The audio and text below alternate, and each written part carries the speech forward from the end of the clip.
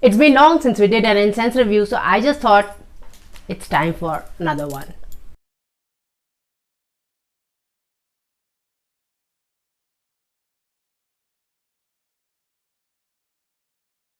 So today I'm here again with another incense from SUGANDHLOK. Namaste all you fragrant people and welcome to Om Incense Show with DJ, a show that helps you increase your incense quotient. So if you are an incense enthusiast, consider subscribing. So guys, if you still haven't subscribed to the Incense Journal, please do your mailbox. So just subscribe to it. It's free and you'll get nice news, incense ingredients, reviews and all those things. There's a lot many things that's happening at that incense newsletter. So you might just want to go and subscribe to it. So it's been really long. So last time actually I did shoot an incense review and like it happens, there was no sound in it. So I didn't have the time to redo it, so I couldn't do it. And again, I have not been well for quite some time now, and I just thought, might as well do this because I haven't been doing something like this for long, and because this is something that you guys really look forward to. And by the way, did you guys enjoy the episode that I had with Satish ji? I hope you watched it. Just find it somewhere, you'll watch it, and there's a lot that you'll be learning from that podcast. I'll be getting more guests. Just let me know your recommendations and what are the other kind of guests that you want here. I'll be reaching out to people I know, but I would love it if you have your own recommendations. And please let's have people who are approachable, because I don't want to just approach somebody and it doesn't just feel good to be turned down. So that's one thing. Okay, so this is what we have: SUGANDHLOK Eternal Bliss. It's an we see the branding in English on one side, a lot many flowers are there, and like a typical SUGANDHLOK pack that we have here is SUGANDHLOK in this nice fuchsia colored, it's that metallic look that's there.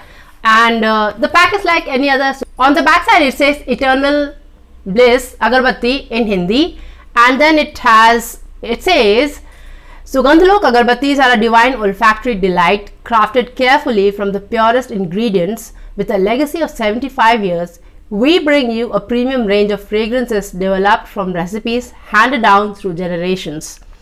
Each world-class fragrance is specifically made in divine obeisance to the ancient origins and will enchant and enhance your every experience.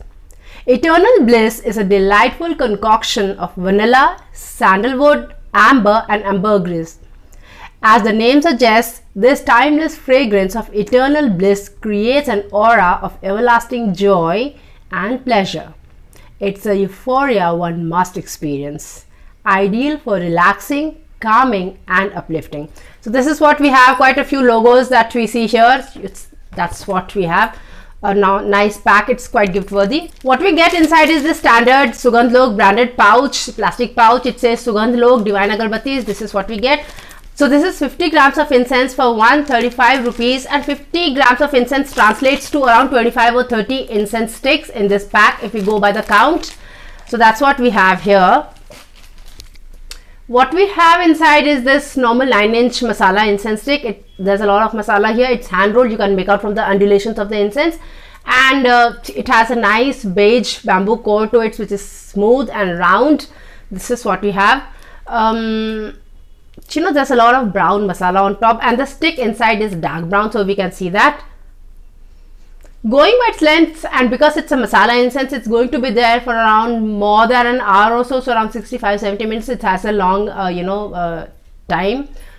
It's an incense journey which lasts that long. If we talk of the top note, so I have seen that across all the SUGANDHLOK variants, it has one typical incense fragrance which is like a typical SUGANDHLOK fragrance to it, and then of course depending on the variation, the fragrance note varies from other, like so vanilla or oud or rose, like that, various fragrances. So this also has a typical SUGANDHLOK fragrance that we have, which is like rich masala incense, and even though it's not really very sweet, if we really sniff it, if we sniff the cold incense, but that masala kind of that supari kind of fragrance is there, and that's what we get in the top note in the cold incense.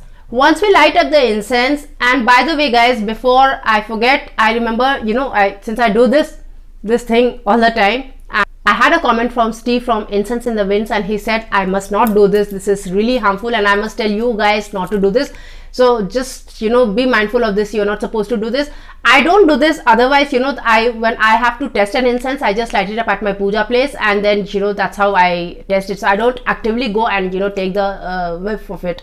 But here on the camera, I just need to do it sometimes because, you know, I just need to be reminded of what that fragrance is, because I don't have a habit of jotting down things. So I just sometimes do tend to forget the notes, you know. But somehow the diffusion, the sillage, the retention is not something that I forget, because I take note of that very carefully in my own mind, and I do remember that, because I don't test a lot many incenses at a time. I test one incense at a time, so that's good enough for me. So that's one thing I really wanted you guys to know. Be careful of that. You're not supposed to do this, okay? Just because I do it, you don't have to do this. So when we light up the incense, you do get the note that you had on in the cold incense is still there, but you do get a fine, you know, sweetness, I guess probably because of the vanilla that's there. You do get that fine sweetness to it, and like every other Sugandhlok incense, this also has a very nice, sacred, divine masala kind of feel. So I think most masala incenses have that thing of, you know, that sacred, divine, pious kind of feel. So this also has that. And yeah, so the sweetness is at the base somewhere. The overall fragrance, you know, is the same thing that we had in the top note. So that's how the fragrance translates into the smoke as well. So that's what the fragrance profile is like.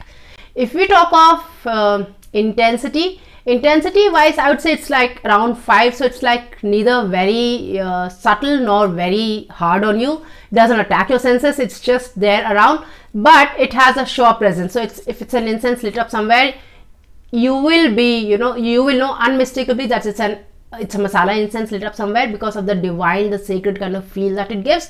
And the fragrance has a good body, sort of an average body, but it makes its presence felt. So it's like that kind of an intensity it has.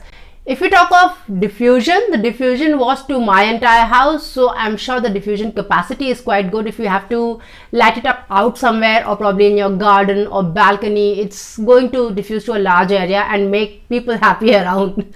So, and I'm definite that this is going to pass your neighbor's nose test. People are going to come and ask you which fragrance this is, because it doesn't hit you, nor is it like really in the background somewhere. It is, you know, where it should be. Exactly. So it's noticeable, it's nice, and it's like really nice. So that's the kind of diffusion it has. Now if we talk of retention, the retention was around 3 to 4 hours of active retention, and around 5, 6, 7 hours of passive retention.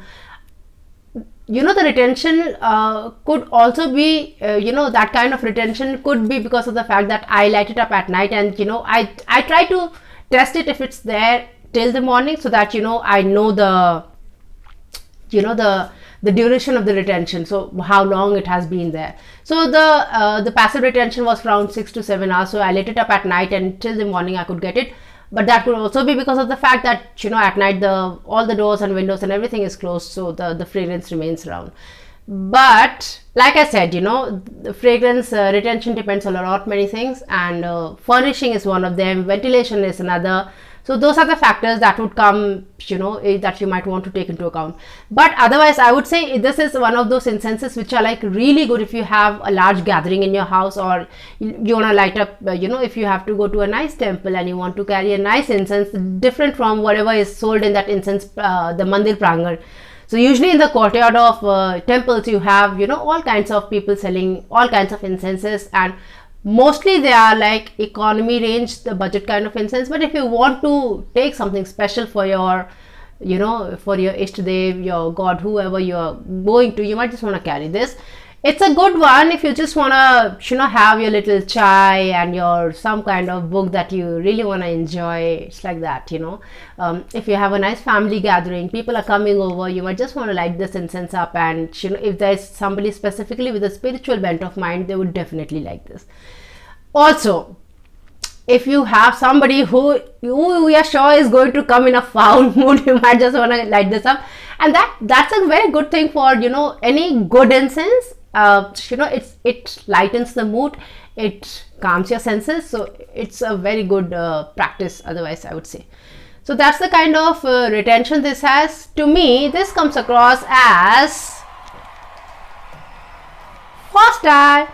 So that's Sugandhlok Eternal Bliss with 4 stars. I really like this fragrance because I find I like that divine sacred kind of feel and that light sweetness, probably because of the vanilla. I think that sacred fragrance is because of the sandalwood, so I really like it. So if you really have tried all the other Sugandhlok incenses and would want to try just one more, you might just want to go try Eternal Bliss. You might just want to go to their website, Sugandhlok website, and get this incense from there. And that's it. That's all for the review that we had today. I forgot what's the quiz that we had last time, so I'll be linking the answer to it in the pinned comment.